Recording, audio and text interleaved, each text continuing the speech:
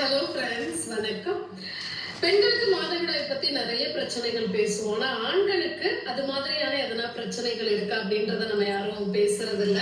ஆனா அவங்களுக்குமே அது சம்பந்தப்பட்ட சங்கடங்கள் இருக்கு. அதாவது மாதவிடாய் எப்படி பெண்களுக்கு வர மாதிரி ஆண்களுக்கும் வருமா அப்படின்னா அது மாதிரி கிடையாது.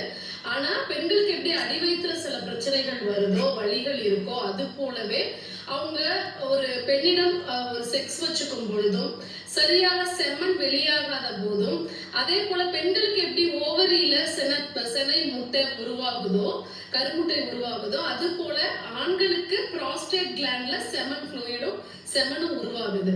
சோ அத ஒரு ஃப்ரீக்வென்ட் செக்ஸ் வச்சுக்காத போது, அவங்களுடைய துணை கிட்ட ஃப்ரீக்வென்ட்லி செக்ஸ்ல இல்லாத போதும், இல்ல அதை மாஸ்டர்பேட் பண்ணி வெளியாக்காத போதும், அதுல எதனா அடைப்புகள் ஏற்படும் போதும் கண்டிப்பா வலி இருக்கு.